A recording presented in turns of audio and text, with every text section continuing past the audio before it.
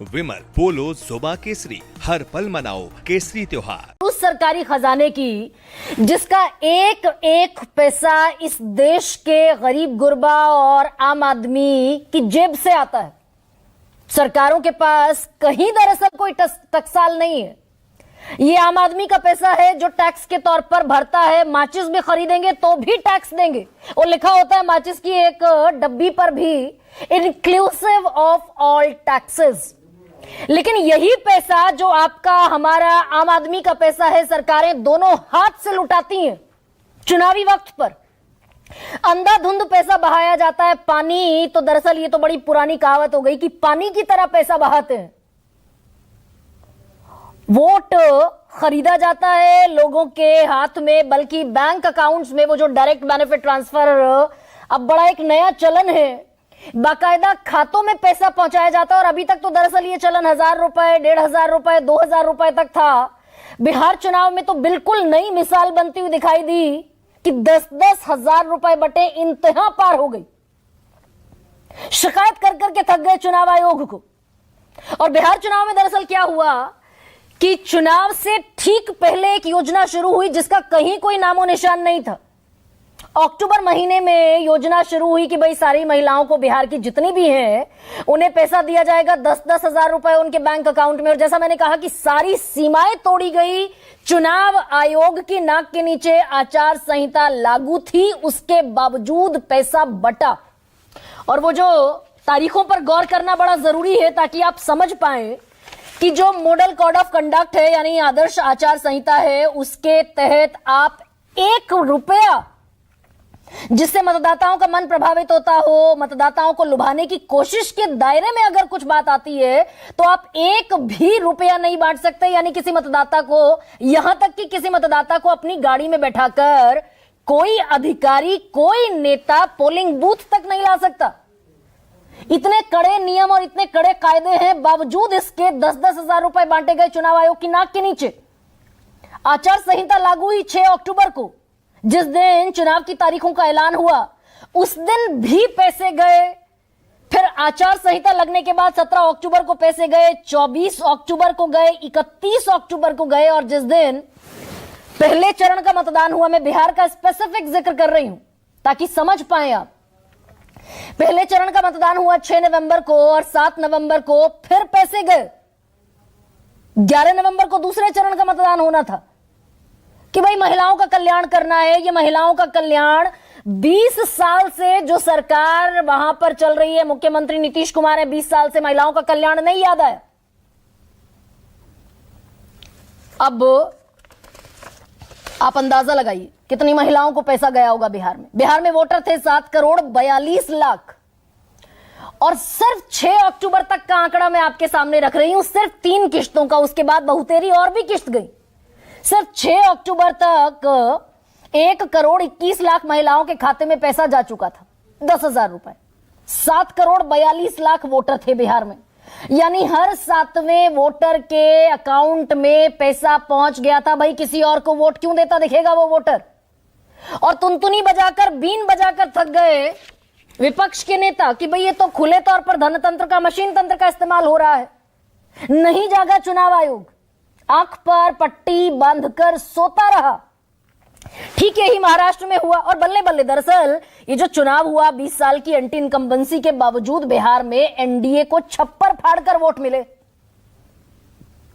यही हुआ महाराष्ट्र में। आप याद कीजिए महाराष्ट्र का चुनाव, तब के मुख्यमंत्री एकनाथ शिंदे ने जून में एक योजना का ऐलान किया कि भाई हम 1500 रुपए देंगे महिलाओं को, मुख्यमंत्री लाड़की बहन योजना के तहत। बाद में उसमें इतनी फजीहत हुई, वो भी बताने वाली हूं आपको। लेकिन चुनाव से ठीक पहले ऐलान हुआ कि हम 1500 रुपए महाराष्ट्र की हर महिला को देंगे। और कोशिश क्या हुई कि एडवांस में चुनाव से पहले ज्यादा से ज्यादा पैसा पहुंच जाए। लत लगाई गई बाकायदा लोगों को पैसे की। दिवाली पर एडवांस में, दिवाली की वो जो किश्त थी अक्टूबर नवंबर की एक साथ भेज दी। इसके पहले रक्षाबंधन पर अगस्त और सितंबर की किश्त एक साथ भेज दी। और कहा तो यह भी गया कि महाराष्ट्र के चुनाव जल्दी होने थे, लेकिन कोशिश ये थी भाई ज्यादा से ज्यादा पैसा पहुंच जाए।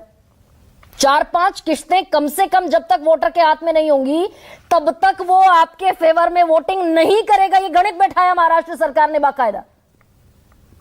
चुनाव हुए, महाराष्ट्र चुनाव में बल्ले बल्ले फिर उस पार्टी की होती देखी, उन पार्टियों की जो पैसा बांटने में कामयाब रही।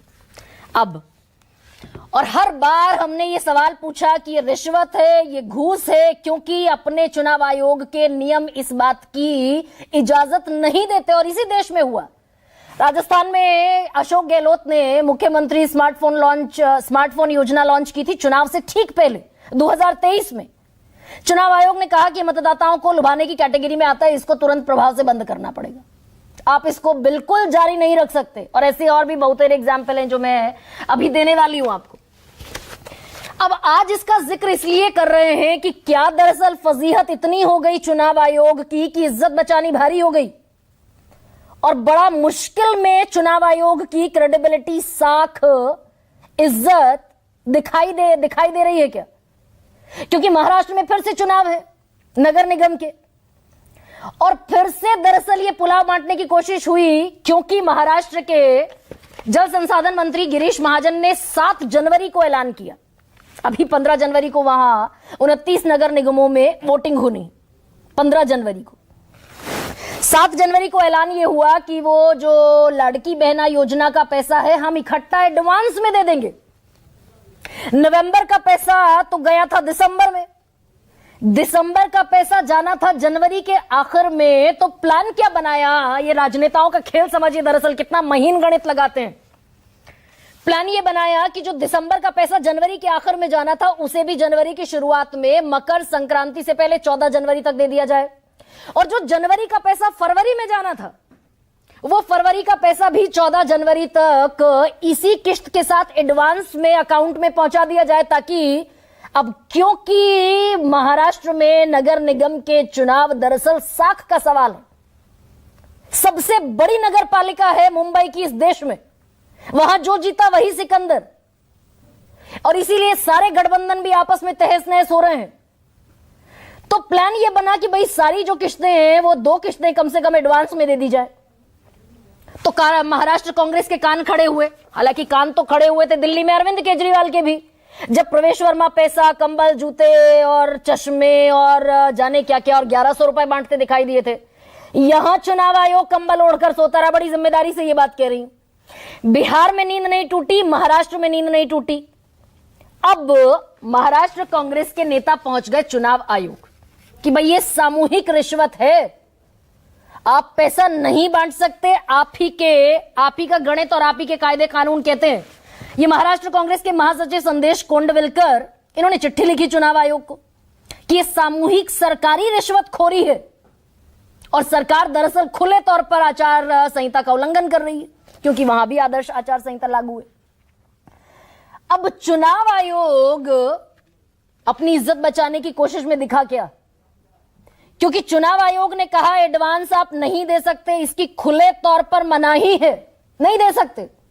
जो जनवरी की किश्त फरवरी में जानी थी, जिसको आप देने का प्लान कर रहे हैं मकर संक्रांति पर, ये आप नहीं दे सकते।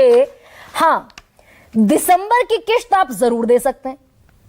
अब यहां खेल समझिए, ये चुनाव आयोग इतने सारे सवालों के भीतर क्यों इस सवालों की जद में आता हुआ दिख रहा है। किश्त तो जानी है जनवरी के आखिर में, दिसंबर की, तो ये मकर संक्रांति से पहले देने का जो चुनाव आयोग ने इसको इजाजत दे दी, ये भी तो दरअसल एडवांस किश्त हुई ना। अब चुनाव आयोग कह रहा है भाई फरवरी की नहीं दे सकते, जनवरी की, दिसंबर की दे दीजिए।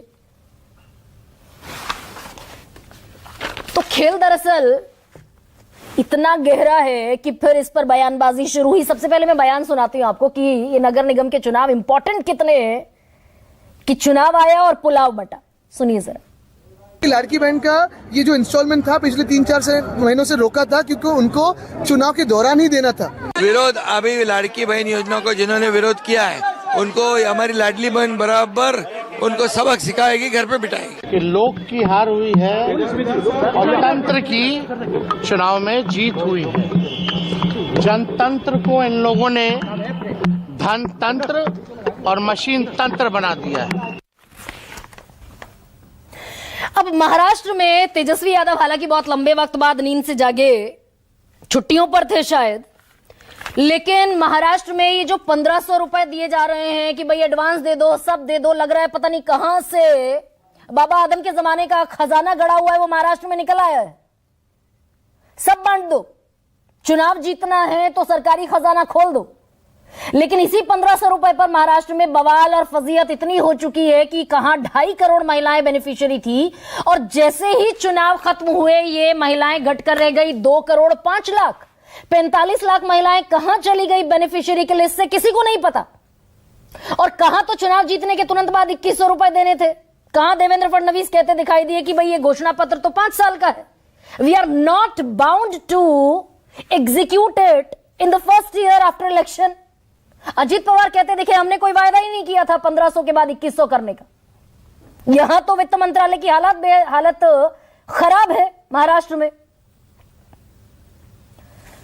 और इसमें एक और इंपॉर्टेंट चीज यह भी है कि जिस समय पैसे चुनाव के लिए बांटे जा रहे थे तब बजट रखा गया था 46,000 करोड़ का। जैसे ही चुनाव जीते बजट हो गया 36,000 करोड़ का, झटके में 10,000 करोड़ रुपए खत्म कर दिए गए। एकनाथ शिंदे ने जो योजनाएं चालू की थी देवेंद्र फडणवीस ने आने के बाद बंद कर दी।